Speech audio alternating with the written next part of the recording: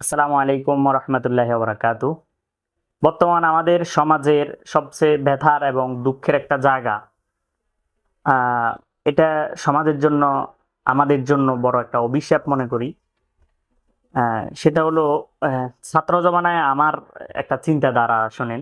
আমি যখন কমিমাদের সাথে যাই এবং আমার সরবেকায় পর্যন্ত এরকম একটা ধারণা ছিল যে আহ, এরকম একটা পরিবেশ ছিল যে ছাত্ররা মনে করতো যে শুধু কওমি মাদ্রাসা যারা পড়ে দেওবন্দি তারাই জান্নাতে যাবে। একটা হাদিস আছে না যে ৭৩ দল বিভক্ত হবে, এক দল জান্নাতে যাবে আর ৭২ দল জাহান্নামে যাবে।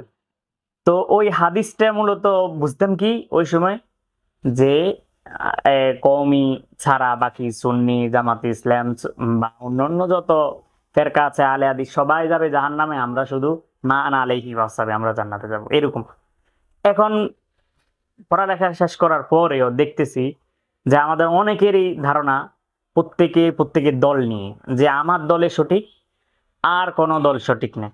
সুন্নি, ওয়াহাবি, আলে হাদিস, এরপরে বিভিন্ন সরমানায় বিভিন্ন ফেরকাতে আমরা বিভক্ত। প্রত্যেকে মনে করতেছে প্রত্যেকের দল হক, বাকিদের সাথে কোনো সম্পর্ক নাই।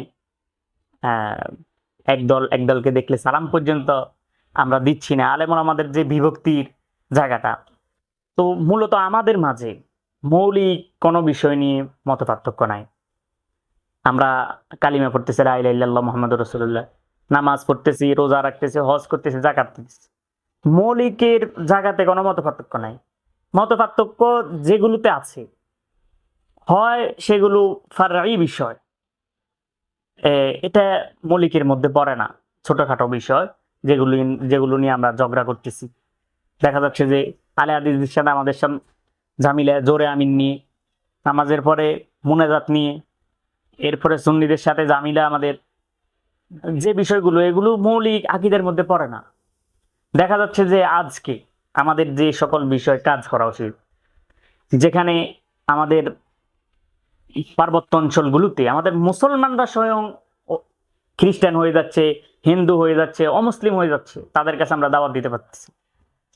আবার মুসলমানরা দেখা যাচ্ছে যে মসজিদে আসতেছে না, মসজিদগুলো আজকে খালি, কাতারের পর কাতার খালি। আমরা বেনামাজিদের পিছনে দাওয়াতের কাজ করতেছি না।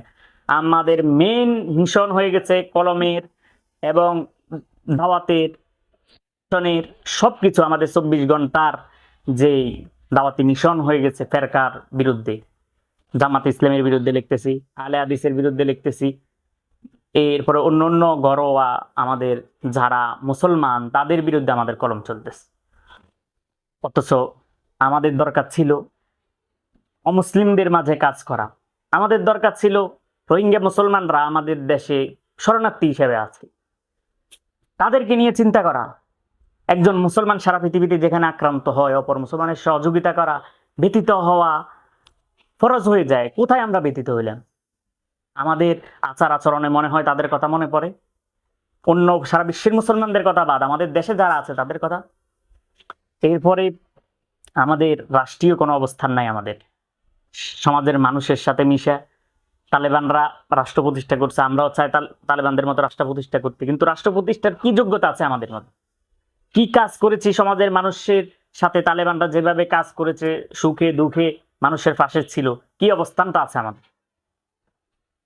আমরা যেন নিজেরা এই নিজেদের বিভক্তি, নিজেরা নিজেদের বিষয় কামড়াকামড়ি করতেছি। অথচ এইসব বিষয়ের কারণে আমি মনে করি এইসব বিষয়ের কারণে সওয়াব তো হবেই না, এইসব বিষয়ের কারণে আল্লাহ রসুলের কাছে জবাবদিহি করতে হবে।